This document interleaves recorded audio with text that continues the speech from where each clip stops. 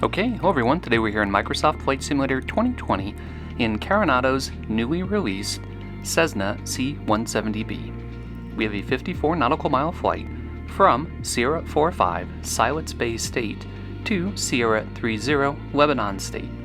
Both of those are untowered airports, and it should be a fun VFR flight that lets us show off some of the awesome visuals of this new tail dragger from Carenado. So let's hop into the pilot seat and get started. This aircraft looks fantastic, and you'll note my tail number appears in the paint scheme automatically. That's something that Carenado does great. I'm looking at you, Just Flight, who makes me manually edit DDS files to add my tail number. Take note. Here's something Carenado does not do great. The checklist is blank.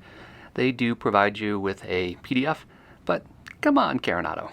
Get with the program. I've gone on this tirade before, but it takes a couple hours to make the text file that's the checklist. I've done it myself, so I am sure you guys can do it.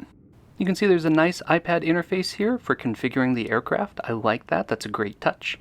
And then you can hide that just by clicking on the iPad home button. There's some basic takeoff and landing checklists right here on the iPad, and there's also things like static elements, opening up doors, everything you would expect. Another nice feature is the iPad in the center console there, which runs Garmin Pilot, and the cameras. So the interior cameras let me hop around. We could see the fuel tank left, fuel tank right, and fuel selector switch, the outside temperature gauge. So we'll hop down here and run through our PDF checklist. So we'll start by getting the master on, and then the beacon. All of these are pull out switches, which I love. It's very cool. Next we'll push our mixture in so that it's full rich. And then because it's warm outside, we're going to prime it with 2 to 3 strokes of the primer.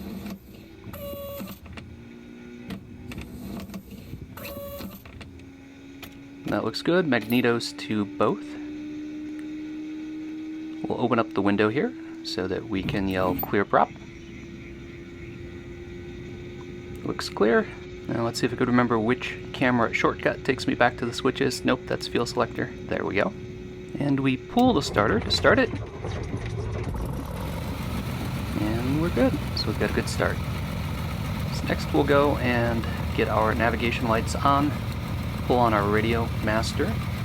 And on the left here we have a COM 1 with standby and a NAV 1 with standby plus a transponder. So we'll dial in our CTAP frequencies on COM 1. And we're going to dial in our VOR onto nav 1, and of course it's Squawk 1200 for VFR. So I will walk you through the flight brief as we're getting set up. Alright, this is a nice easy VFR flight, so we are going to intercept the 110 radial from Corvallis VOR, and then overfly the VOR, turning to 065 radial from the VOR to get to our destination airport. Our top of descent indicator will be getting the field in sight for Corvallis, which will about 20 miles out from our destination airport of Lebanon. We do have the Garmin Pilot GPS to help us, but we also have a course deviation indicator, so we're going to dial that into 110 for our initial heading and use that to let us know when we've intercepted the radial from Corvallis. We'll make our CTAF call. Siletz Bay traffic, November 359 Golf Charlie, taxi runway 35 Siletz Bay. Clear left. Clear right. And we're good. This airport is by Orbx. I've flown in one of my previous videos out of it if you want to see a more detailed review. But like all Orbx airports, it's fantastic. I do notice that Carenado aircraft, like the Cessna 170 here, tend to have a lot of rocking. They could use to tone it down a little sometimes, but I like the little bit of realism that it adds. This is actually taxiing pretty well, but you can see the brakes are very aggressive on this. So I have to kind of click on the brakes multiple times, otherwise the whole thing will pitch forward, even when I'm going slowly. It also accelerates pretty quickly, even at complete idle. So combined with the brakes, it makes it a little bit challenging to not let the aircraft get away from you. But it behaves pretty well with taxiing. I wasn't quite sure how it was going to work out as a tail dragger, but so far so good. I have this airplane in X-Plane, and in X-Plane I love to fly in virtual reality in this. Virtual reality almost lends itself to tail draggers because you can lean forward, look left, look right, and be able to see all around the console much better. I will say the X-Plane version had a few bugs, which were never really fixed. One of them was that the alternator would sometimes not come on, and there's no alternator switch in the cockpit, so it's supposed to come on with the master, but flying along and suddenly the battery would just die and everything would turn off. I've had the same thing happen in this aircraft. So the workaround is to press the, I think it's the Alt-A or Control-A button, which is the keyboard control to manually turn on your alternator. The other bug is that the EGT gauge there on the left is fully pegged, and hopefully they'll fix that in an upcoming patch. We'll go through a quick run up here. Siletz Bay traffic, Cessna 359 Golf Charlie, departing runway 35, straight out departure, climbing 5,500, Siletz Bay.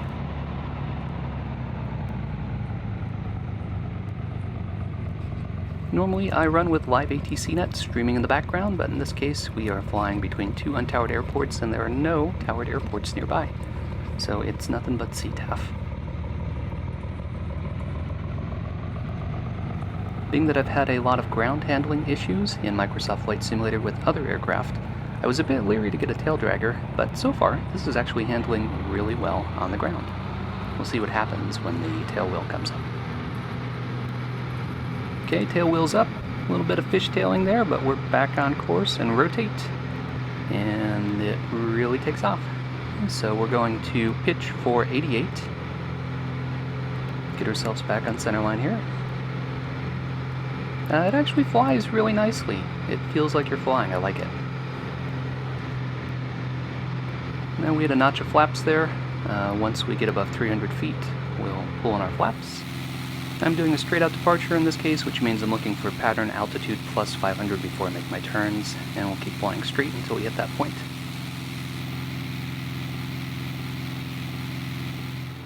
Alright, let's make our initial turn.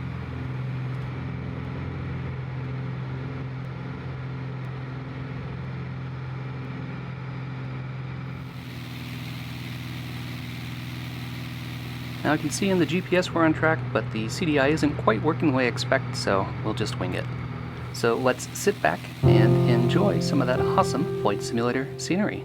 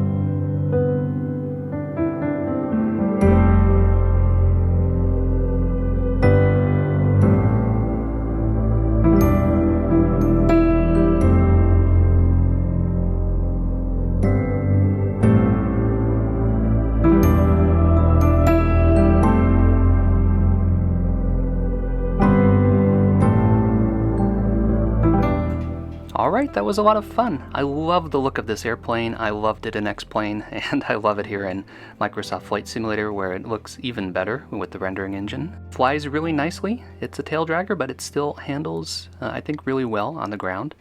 And it's really not that expensive. I can't remember, I think it was like $17, $18 US. So I recommend it. So if you enjoy content like this, be sure to click that like button, leave me a comment, and don't forget to subscribe. Thanks, as always, for flying along with me, and stay tuned for further flight adventures.